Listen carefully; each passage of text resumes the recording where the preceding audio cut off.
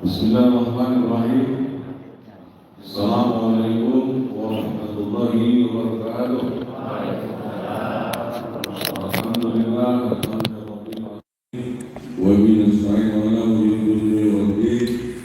Assalatu wassalamu ala sayyidil mursalin wa ala alihi wa sahbihi ajma'in. Asyhadu an la ilaha illallah wa la syarika lah wa asyhadu anna Muhammadan abduhu wa rasuluhu la nabiyya ba'dah. Allahumma shalli ala sayyidina Muhammad wa ala ali sayyidina Muhammad amma ba'du. Yang saya hormati guru kita Dr. Kiai Muhammad Rusdi Imagi, yang saya hormati jajaran takmir masjid, yang saya hormati jamaah Masjid Nurul Iman dan jamaah masjid-masjid lainnya yang tidak saya sebutkan satu persatu, ibu-ibu hadirin yang berbahagia. Pertama-tama mari kita panjatkan puji syukur kepada Allah Subhanahu wa taala atas segala limpahan karunia dan nikmatnya.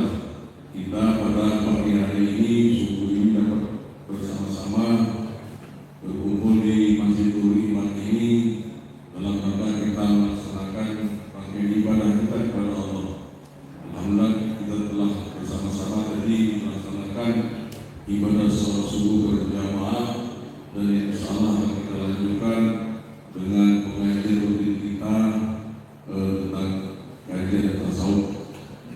Salawat dan salam senantiasa kita saling agungkan kepada panutan kita Nabi kita Muhammad sallallahu alaihi wasallam, kepada keluarga sahabatnya, pengikut-pengikut beliau, para tentu seluruh umatnya insyaallah akan mendapatkan sabda beliau yang memiliki amal amin amin ya rabbal alamin. Hadirin berbahagia, pagi hari ini bagaimana telah terjadwal bahwa kita akan mengikuti kajian tasawuf yang insyaallah setelah kita laksanakan.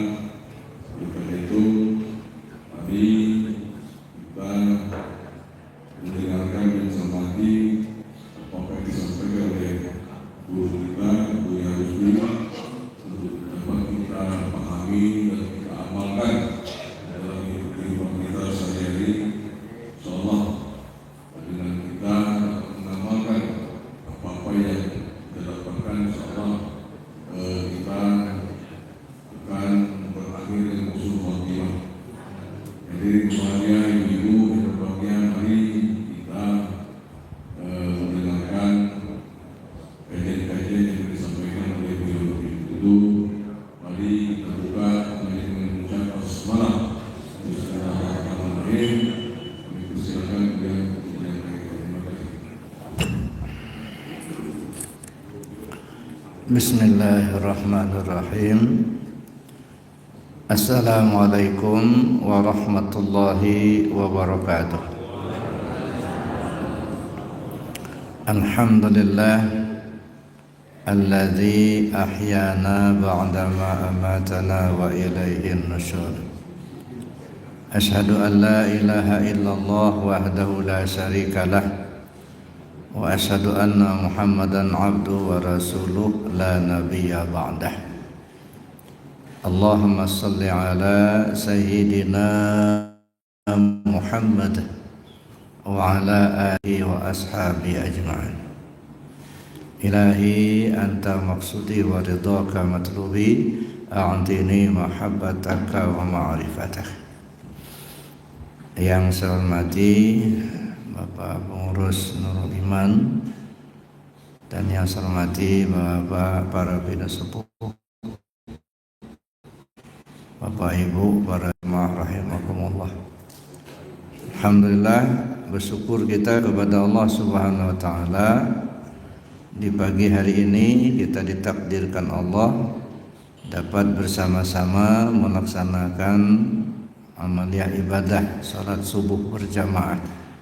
Mudah-mudahan aktivitas kita di pagi hari ini mendapatkan ridha dari Allah Subhanahu wa taala. Amin Allahumma amin. Bapak Ibu yang saya hormati, dalam kita mengkaji ilmu tasawuf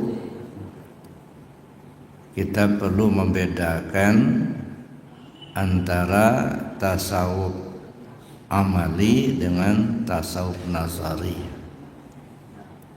Tasawuf amali itu ilmu tarekat, belajar zikir. Nah, di tasawuf amali ini yang dipentingkan bukan pemahaman tetapi pengamalan. Di tarekat ini ada amaliyah yang memang harus secara rutin kita laksanakan, yang kita kenal dengan zikir jahar, zikir khafi, itu yang kita selalu laksanakan. Zikir jahar dengan kalimah la ilaha illallah, zikir khafi dengan ismu zat. Zikir jahar diucapkan dengan lisan, zikir khafi disebut dengan hati.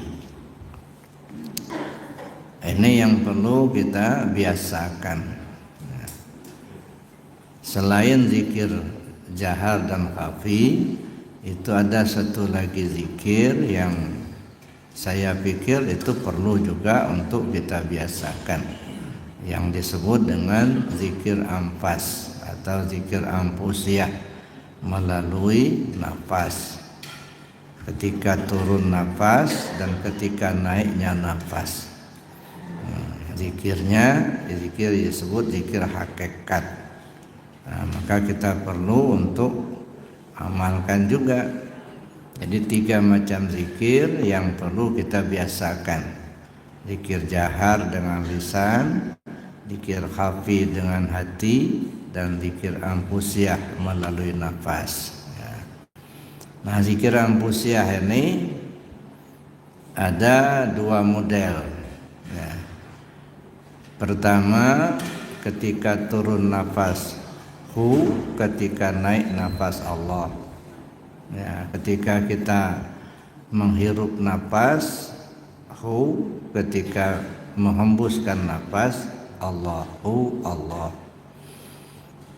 Atau boleh juga ketika turunnya Allah, ketika naiknya hu. Jadi beda. Tapi terserah yang mana dipakai. Tapi biasanya untuk urusan akhirat, hu ke dalam, Allah yang keluar. Tapi urusan dunia misalnya, hu yang keluar, Allah yang ke dalam. Nah, ini dibiasakan. Sehingga zikir ampusiyah ini menurut Syekh Muhammad Jamil dari Jauh Padang Panjang, di dalam bukunya Tazkiratul Qulub, apa kata beliau, jadikan zikir ampusiyah sebagai penjaga pintu kematian. Nah, tetapi zikir ampusiyah ini zikir hakikat, ya. Makanya kita tidak hanya cukup dengan amaliyahnya, tetapi perlu memahaminya secara hakiki. Nah, disitulah pentingnya kita mengkaji tasawuf nazari. Jadi tasawuf nazari itu ilmu ma'rifat, ya, pengenalan diri. Pengenalan diri itu sebagai langkah untuk mengenal Allah. Oleh karena itulah maka mutlak harus kita pahami, ya, siapa diri kita ini yang sebenarnya. Nah, oleh karena itu Bapak Ibu yang saya hormati, tidak cukup kita hanya rajin melaksanakan ibadah secara lahiriah kalau di dalamnya kosong. Ya, bagus kulit tetapi tak ada isi. Nah, maka ini yang dulu pernah saya cerita, ada seorang abid yang rajin betul ibadahnya, ya, sampai-sampai sejadahnya dari batu, saking sering digunakan untuk ibadah sampai batunya cekung. Nah, Anda bisa bayangkan batu digunakan untuk ibadah sampai cekung. Nah, tentang dahinya sudah cekung, tentang lututnya sudah cekung, karena begitu banyak melaksanakan ibadah. Tapi giliran dia akan meninggal, Dia tanya kepada Israel, kamu datang menjemputku atau silaturahim? Kata Israel, saya diperintah Allah untuk menjemputmu.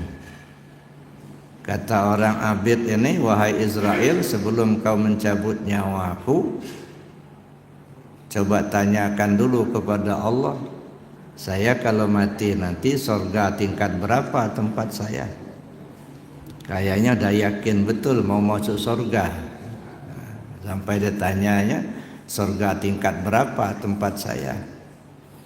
Langsung dijawab oleh Allah, kalau kau sudah mati, tempatmu neraka tingkat 7.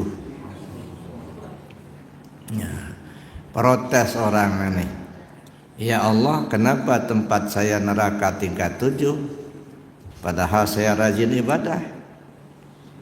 Dijelaskan Allah, kau ibadah bukan karena aku, tapi karena surgaku. Surga itu makhlukku. Kau ngabdi sama makhluk.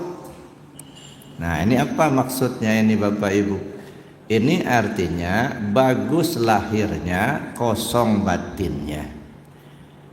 Merasa kita yang beribadah, merasa kita yang kuasa. Dia tidak tidak berisi di dalam. Nah, ini makanya antara syariat dan hakikat itu harus sejalan. Nggak bisa kita hanya mengandalkan syariatnya saja, mengabaikan hakikat. Ada satu kisah Bapak Ibu yang saya hormati, yang sering dibaca ketika kita melaksanakan manakib. Ya, kemarin manakib di Arafah, di Manqabah ke-15. Ya, ada seorang ibu kehilangan anak. Anaknya itu tenggelam di dasar lautan. Jadi sudah mati, tenggelam di dasar lautan. Lalu dia datang kepada Syekh Abdul Qadir Al-Jilani, Qaddasallahu sirrul aziz. Tuan Syekh, tolong saya, tolong doakan anak saya supaya hidup lagi. Anak saya tenggelam di dasar lautan. Nah, mendengar permintaan si ibu ini, lalu Sultan Aulia berdoa. Setelah berdoa, kata Sultan Aulia, ibu, kamu pulang saja. Anakmu sudah ada di rumah. Pulanglah si ibu tadi. Sampai di rumah belum ada. Ya, ternyata nggak ada anaknya di rumah. Balik lagi ke Sultan Aulia. Tuan Syekh, anak saya belum ada di rumah. Tolong Tuan Syekh doakan anak saya supaya hidup lagi. Berdoa lagi yang kedua kali. Kata Tuan Syekh, nah sekarang pulanglah. Dia sudah ada di rumah. Pulanglah si ibu ini yang kedua kalinya. Sampai di rumah belum ada juga anaknya itu. Balik lagi ke Tuan Syekh. Tuan Syekh, itu anak saya belum ada di rumah. Tolong Tuan Syekh doakan anak saya supaya dia hidup lagi, dia ada datang lagi ke rumah. Didoakan yang ketiga kali. Setelah berdoa ketiga kalinya, kata Tuan Syekh, silahkan kamu pulang ke rumah, anakmu sudah ada di rumah. Pulanglah ibu tadi, ternyata memang anaknya sudah ada di rumah. Nah, lalu Sultan Aulia bertanya kepada Allah, ya Allah, alangkah sulitnya menghadirkan seorang anak yang tenggelam di dasar lautan. Sampai 3 kali berdoa. Bukankah engkau menciptakan bumi dan langit serta isinya hanya sebentar, sekejap kun fayakun? Bukankah engkau mengumpulkan manusia sebanyak ini dari awal mula dijadikan hingga hari kiamat hanya sebentar mengumpulkannya di padang mahsyar, terkumpul? Kenapa menghadirkan seorang anak yang tenggelam di dasar laut kok susah banget sampai 3 kali. Kata Allah, wahai Abdul Qadir, kamu tidak salah. Ketika kau berdoa pertama kali, itu baru mengumpulkan tulang belulang yang masih berserakan. Ya, masih mengumpulkan tulang belulang yang berserakan untuk dirakit kembali. Kau berdoa yang kedua, baru dimasukkan ruhnya, barulah dia hidup. Kau berdoa yang ketiga, baru malaikat mengangkatnya dari dasar laut, mengantarkannya ke rumah. Sekarang kata Allah, kau minta apa yang kau maukan, saya beri kamu, kata Allah kepada Syekh Abdul Qadir, siapa orang yang melihat, yang menyebut namamu di hari Jumat, dia akan menjadi waliku. Siapa orang yang menyebut namamu atau bertemu denganmu pada hari Jumat, dia akan menjadi waliku. Ketika kau melihat tanah, tanah itu akan menjadi emas. Ya Allah, kata Syekh Abdul Qadir, itu tidak cukup buat saya. Saya minta yang lebih dari itu ketika saya sudah tiada. Apa kata Allah? Wahai Syekh Abdul Qadir, aku beri kepadamu, ketika namamu disebutkan, pahalanya sama dengan menyebutkan namaku. Nah, ini kisahnya. Coba kita pikir, kita renung, kita perhatikan apa maksudnya. Bapak Ibu yang saya hormati, anak yang hilang tenggelam di dasar lautan. Anak yang mana? Itulah ruh kita, diri kita yang masih tenggelam di dasar lautan dunia. Ad-dunya bahrum amik. Dunia ini lautan yang dalam, ya, masih tenggelam di dasar lautan. Lalu Syekh berdoa pertama, kata Allah, masih mengumpulkan tulang belulang yang masih berserakan untuk dirakit. Ini artinya ilmu syariat, untuk menghadirkan ruh kita. Ruh ini kan disebut tiflul ma'ani. Jadi ruh kita itu disebut tiflul ma'ani, bayi maknawi. Makanya jangan heran ya, kalau kita sudah talqin zikir, ya, sangat boleh jadi ada masanya kita bermimpi. Mungkin kita ketemu anak kecil atau ketitipan anak kecil, atau si ibu bermimpi melahirkan, atau kita jalan kemudian ketemu anak kecil minta diasuh. Itu sebenarnya ruh kita yang telah lahir kembali. Itu makanya disebut tiflul ma'ani. Maka kata Sultan Aulia, manusia ini seperti burung, dia mesti lahirnya 2 kali. Ya, kayak burung atau ayam begitu, lahirnya 2 kali. Pertama lahir dari induk, yaitu telur. Setelah itu diramin, lahir dari telur, menjadi anak. Nah, begitulah kita ini. Yang pertama kita lahir dari kandungan ibu, itu baru jasmaninya lahir dari kandungan ibu, tapi ruhaninya belum. Siapa yang melahirkan ruhani kita? Mursyid, guru pembimbing, talqin zikir melahirkan ruh kita. Nah, maka saya bilang tadi, jangan heran kalau begitu sudah talqin zikir, mungkin berapa bulan kemudian ya bermimpi kita menggendong anak bayi, atau si ibu bermimpi melahirkan, atau kita ketitipan bayi, ya, itu kan kiasan-kiasan semua. Artinya kita sudah mendapatkan bayi maknawi. Nah, kalau sudah dapat bayi maknawi itu apa? Minta diasuh. Ya, bayi itu diasuh. Bagaimana ngasuhnya? Tentu ya kita asuhlah. Kita kasih makan, kita mandikan. Nah, begitulah artinya bayi maknawi yang sudah dilahirkan oleh seorang guru mursyid itu perlu kita asuh. Artinya kita amalkan zikirnya, itu ya. Khataman kita laksanakan, manakib kita ikuti. Itu namanya mengasuh bayi tadi. Tapi kalau kita tidak amalkan zikirnya, jahar tidak diamalkan, khafinya tidak diamalkan, manakibnya enggak pernah hadir, kemudian khataman enggak pernah dilaksanakan, sama menelantarkan si bayi kita sendiri. Sudah dilahirkan tapi ditelantarkan, kira-kira berdosa enggak?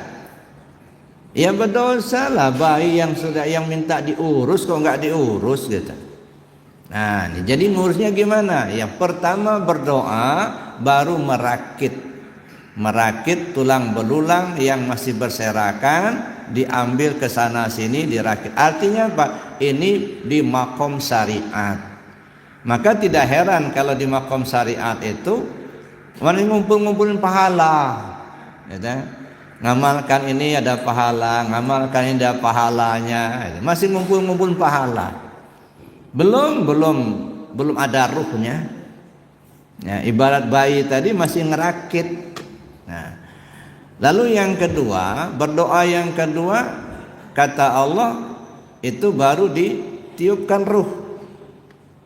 Nah, dihidup. Nah, artinya apa? Ini makom tarekat.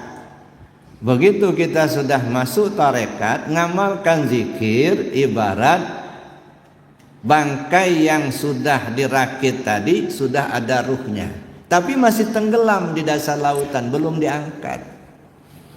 Nah, jadi kita mengamalkan tarekat, melamalkan zikir, ibaratnya menghidupkan bangkai yang sudah dirakit tadi, menghidupkan amal yang sudah kita perbuat secara syariat.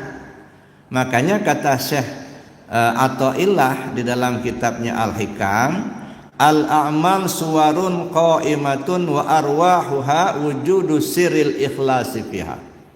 Seluruh amal yang kau perbuat tidak ubahnya seperti patung, seperti mayat, seperti boneka. Al-a'mal suwarun qa'imatun, seperti boneka, seperti patung, kayak mayat. Gimana? Ada mata tak melihat, ada telinga tak mendengar, ada mulut tak bisa bicara, namanya patung atau mayat tadi. Nah, baru selesai dirakit.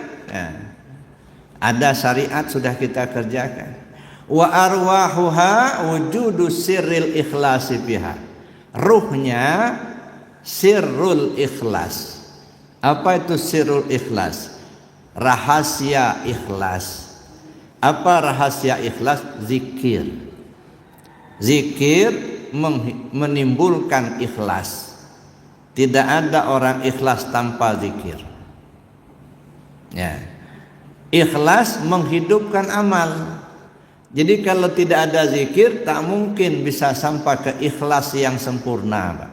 Coba perhatikan dalam Al-Quran, ada namanya surat Al-Ikhlas.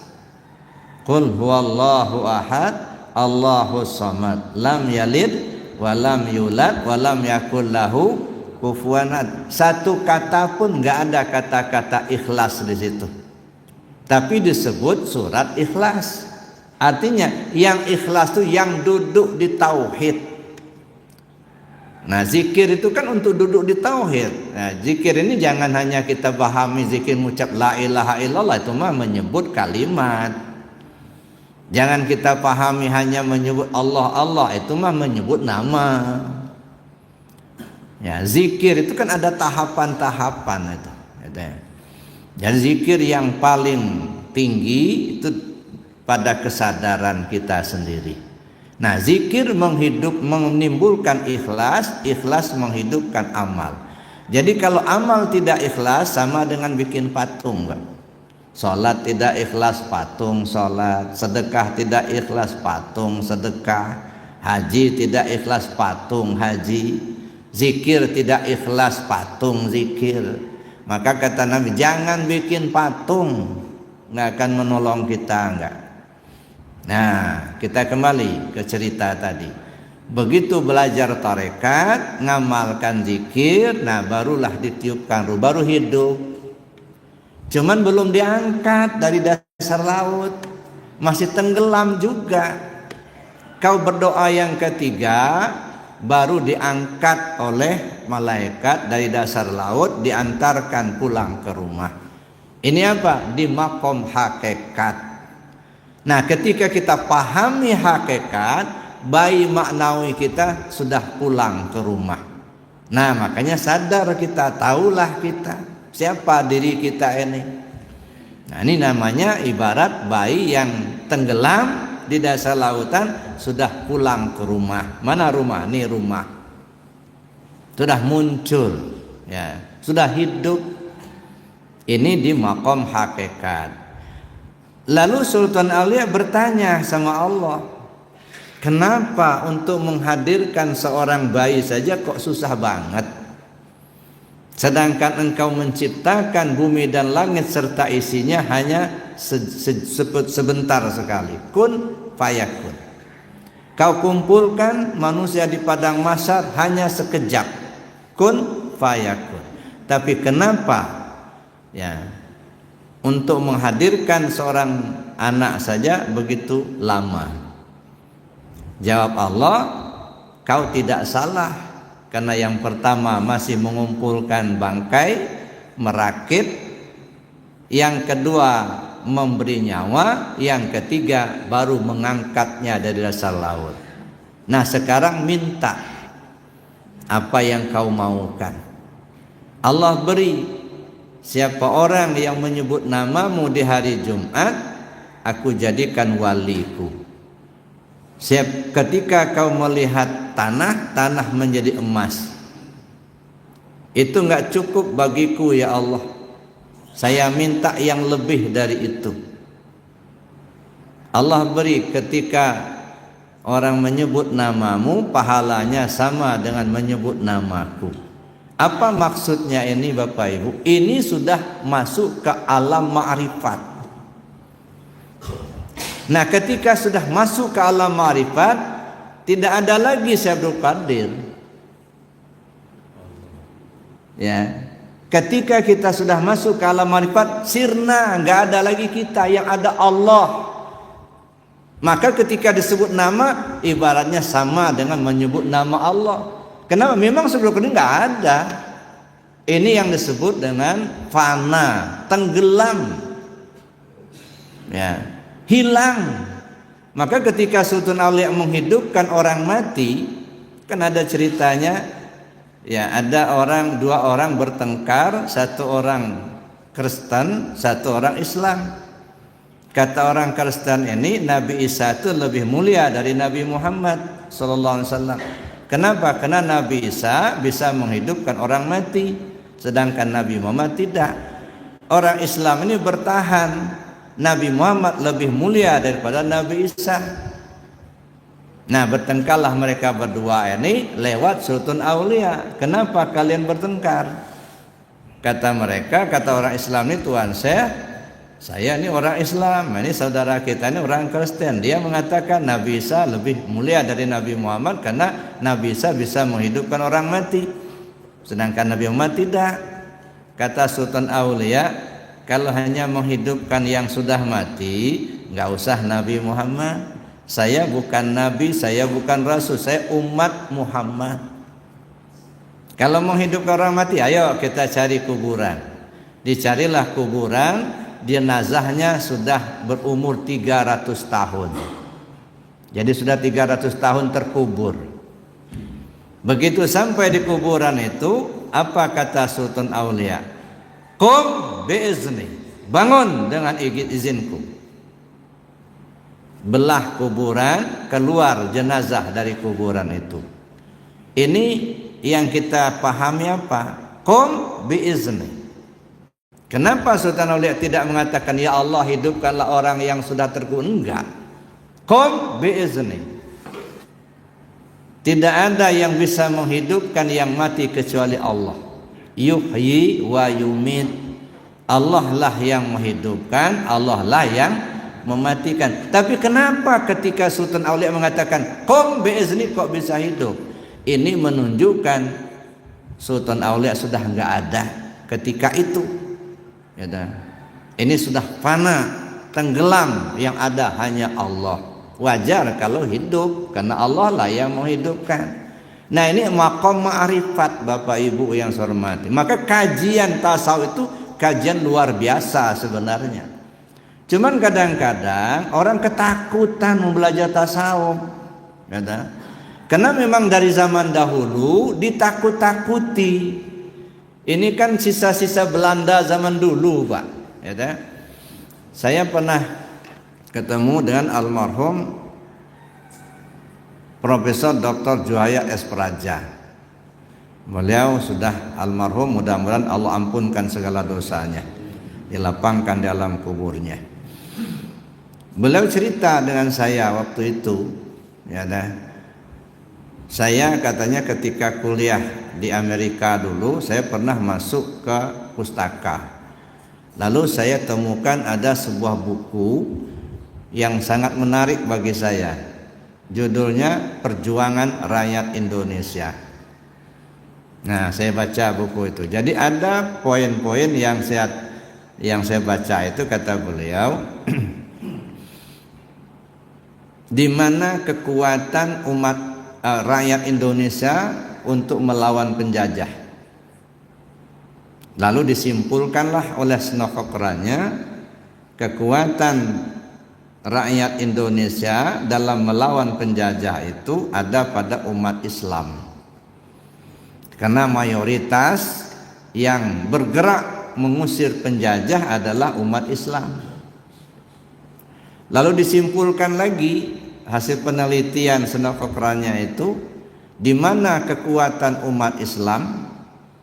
Lalu disimpulkan oleh Snokokranya bahwa kekuatan umat Islam itu ada pada ulamanya. Karena rata-rata yang memimpin pergerakan itu adalah ulama. Lalu disimpulkan lagi dari penelitiannya itu di mana kekuatan ulamanya. Lalu disimpulkan bahwa kekuatan ulama itu ada pada ilmu tasawuf.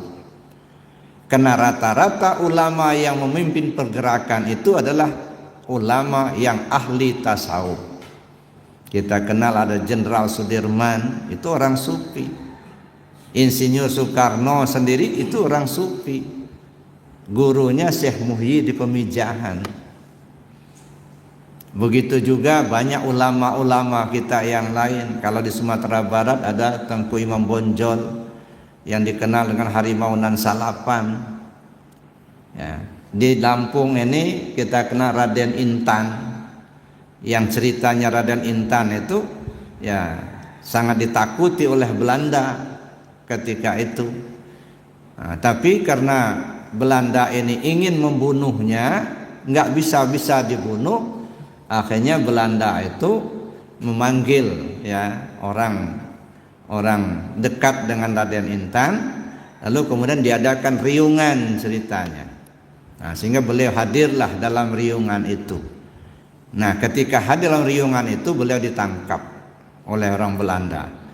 Lalu dipancung ya lehernya, petel kepalanya. Kepalanya dimasukkan dalam peti, akhirnya dikirim ke Jakarta.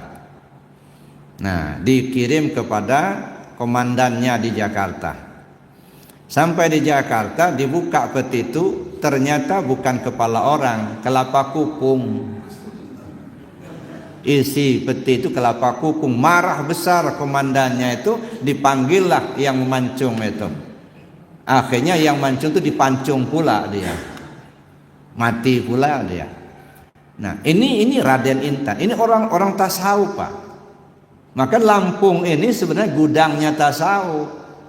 Ya, cuman waktu itu orang ketakutan mau belajar tasawuf. Karena oleh orang Belanda ketika itu, siapa orang yang ngajarkan tasawuf ditangkap. Maka timbullah di zaman itu ada namanya kajian 3 tingkat. Ada kaji sore, ada kaji malam, ada kaji tengah malam.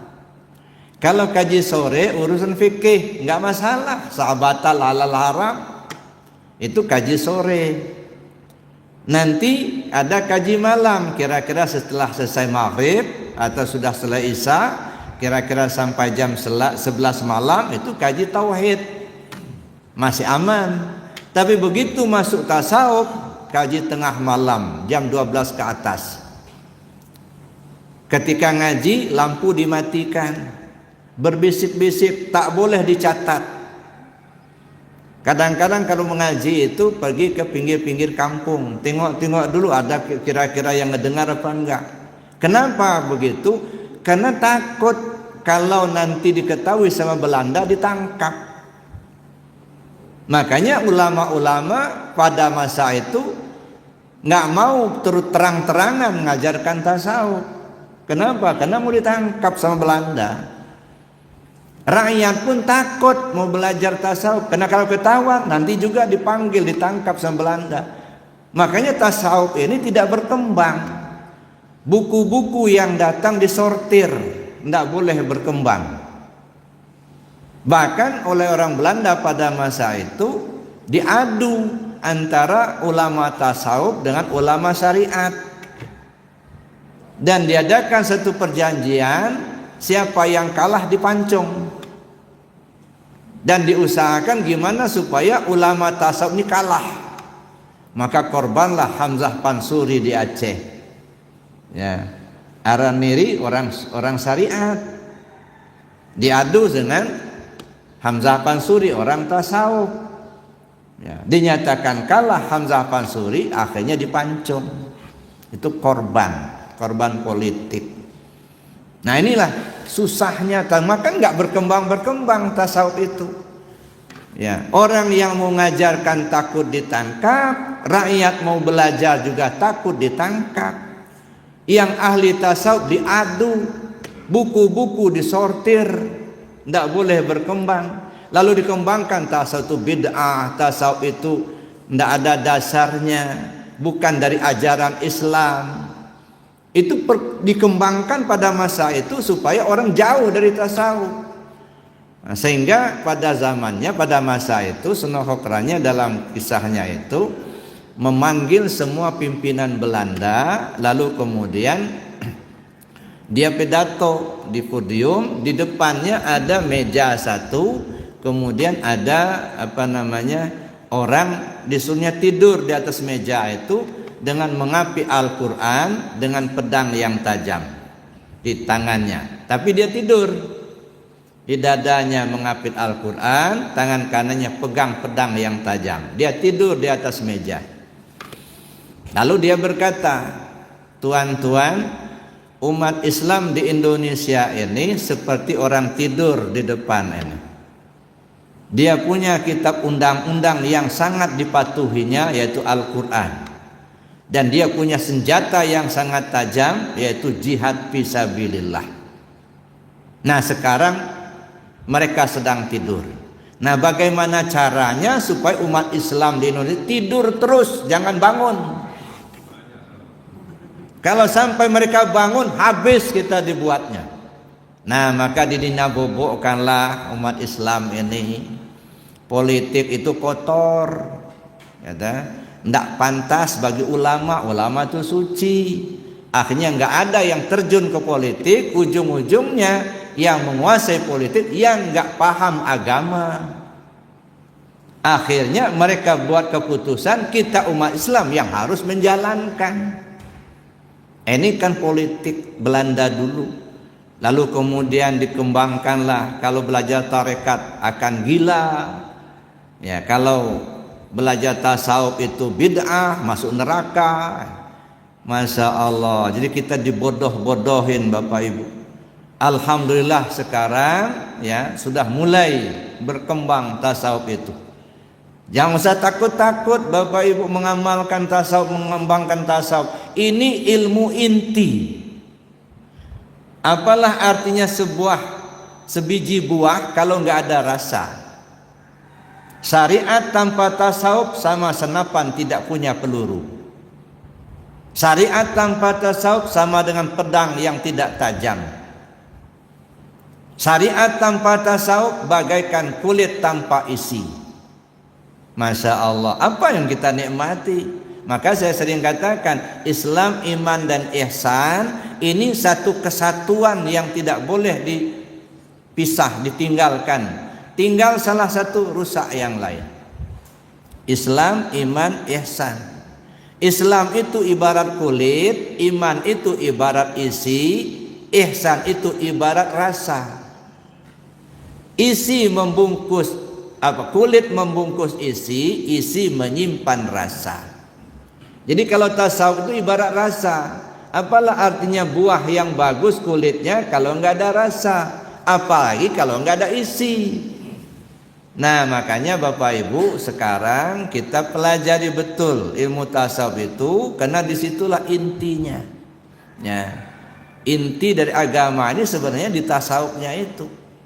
Karena tujuan utama manusia hidup di dunia ini bukan untuk ibadah. Ini tujuan utama. Ya, tujuan utama manusia dihadirkan ke dunia ini untuk mengenal Allah. Wa ma khalaqtul jinna wal insa illa liya'buduni ay liya'rifuni.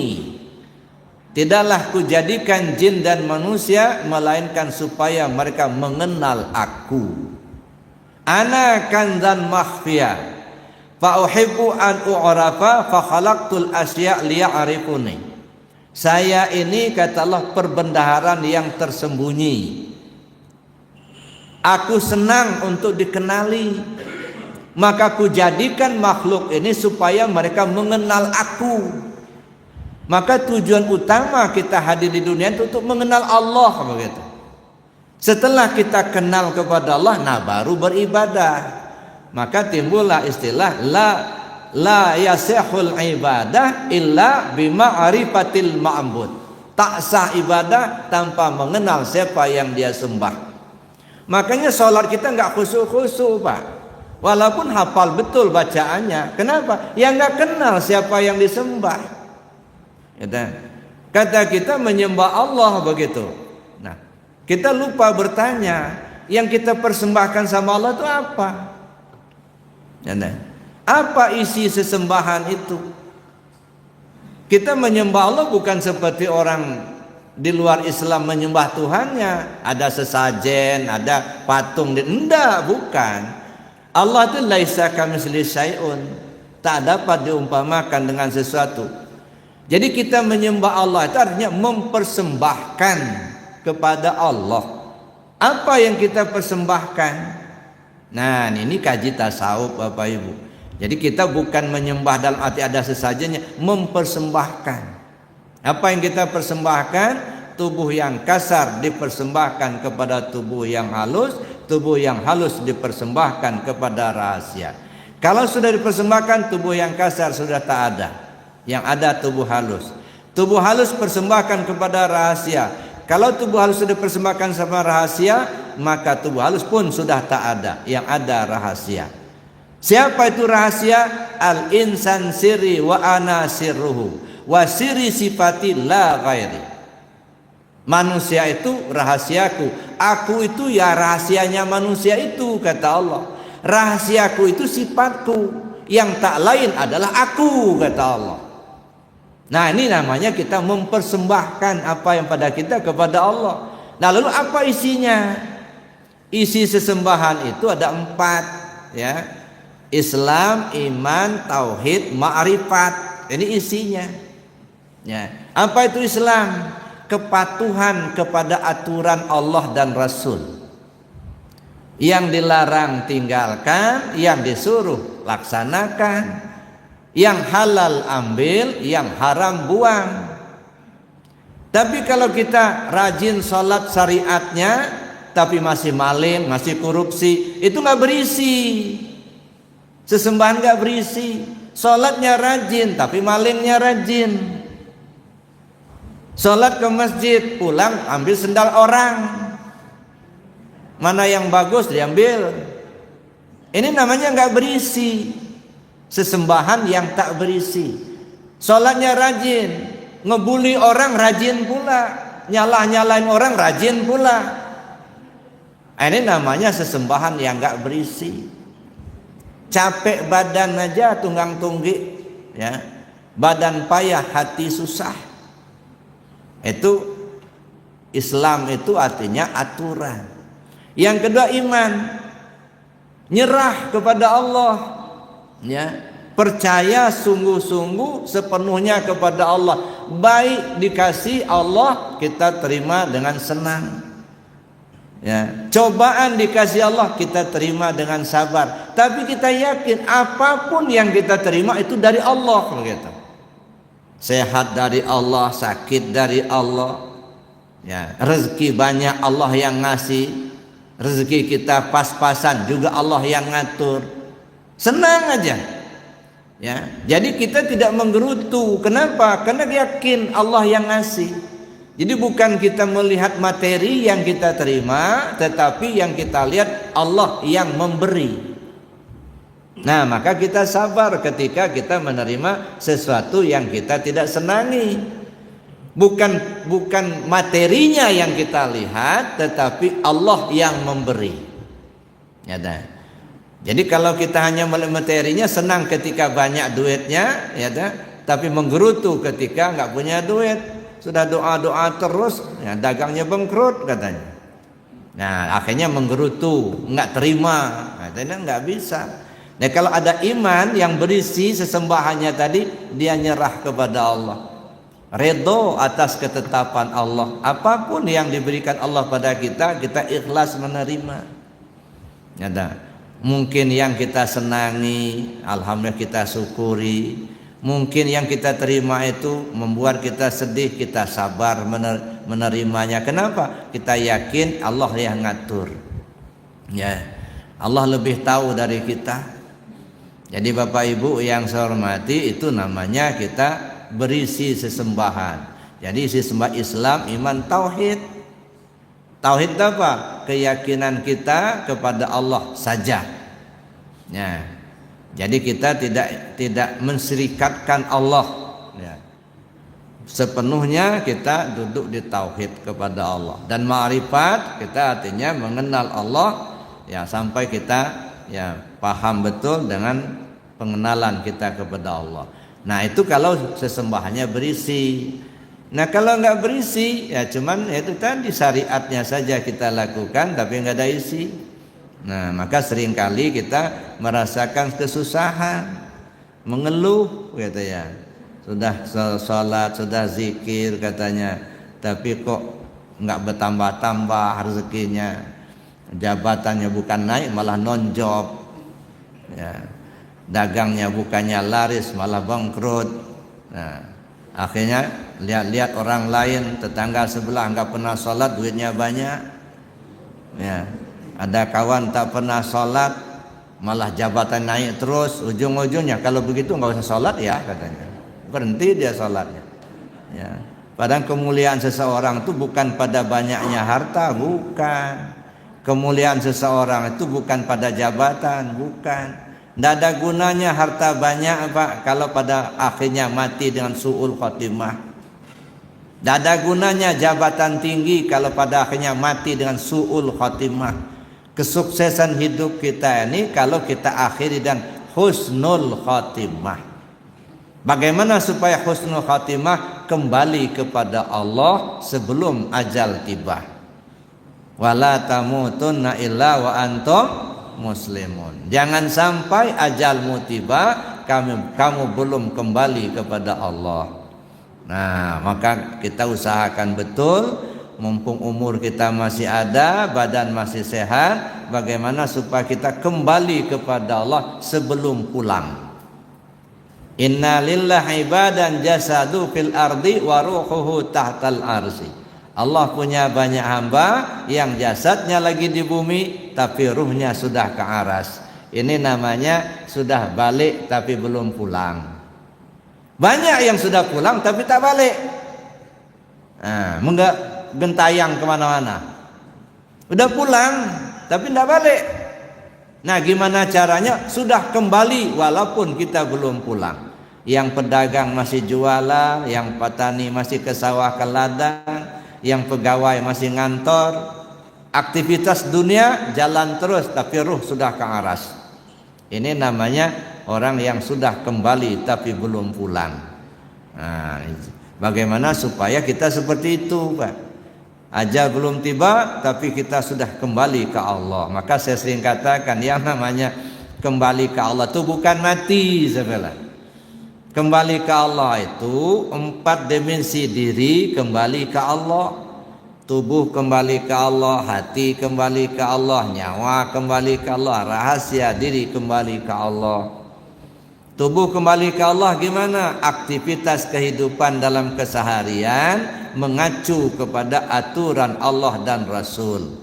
Perintah laksanakan, larangan tinggalkan. Yang halal ambil, yang haram buang. Nah, kalau ini sudah kita lakukan dalam aktivitas kehidupan keseharian, itu namanya tubuh yang sudah kembali ke Allah. Maka orang tua-tua kita dulu selesaikan syariatnya dulu, kan gitu. Supaya kembali dulu tubuhnya. Nah, gimana mau belajar tarekat kalau kerjanya nggak pernah sholat, ya dah. Malinnya kerja terus, belajar zikir nggak masuk, ya dah. Makanya selesaikan kembalikan dulu, selamatkan tubuhnya dulu. Artinya aktivitasnya sudah mengikuti aturan Allah dulu. Nah, kalau ini sudah selesai, masuk kembali hati ke Allah. Bagaimana hati kembali ke Allah? Terpaut hati hanya kepada Allah saja.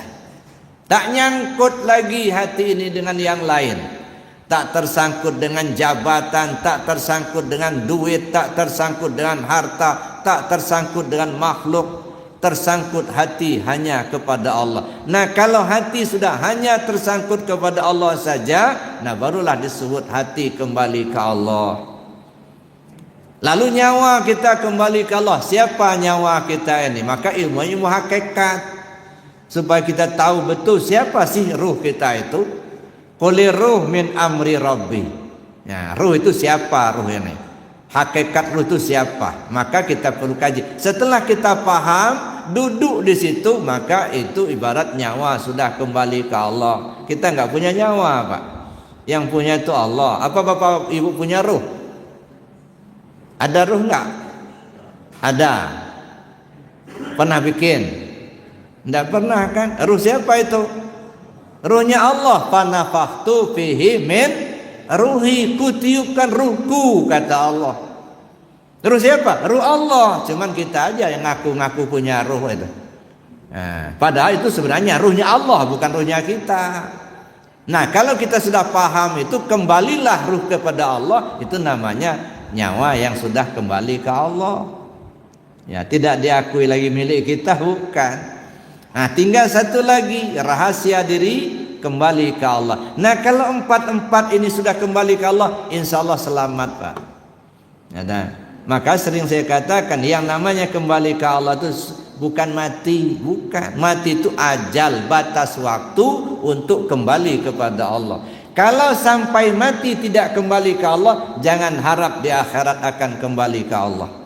Tak kenal Allah di dunia sekarang ini, jangan harap kenal Allah di akhirat.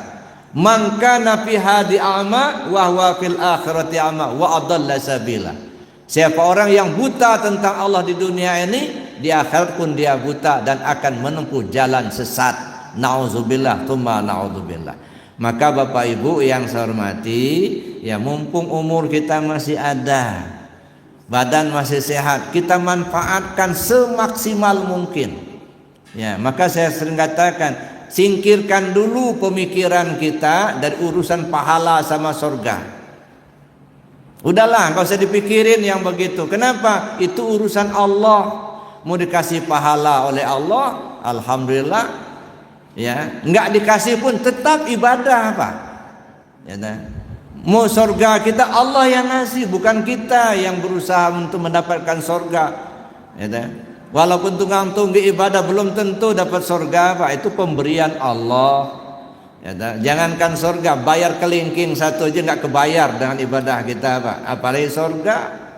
Nah, maka urusan kita sekarang ini bukan urusan pahala sama surga.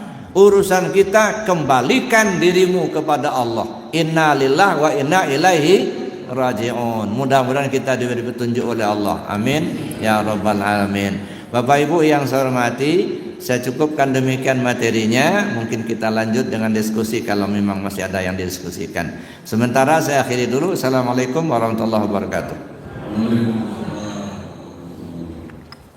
Baik, terima kasih juga yang telah menyampaikan dari tentang tasawuf. Selanjutnya, bila ada hal-hal yang kurang dipahami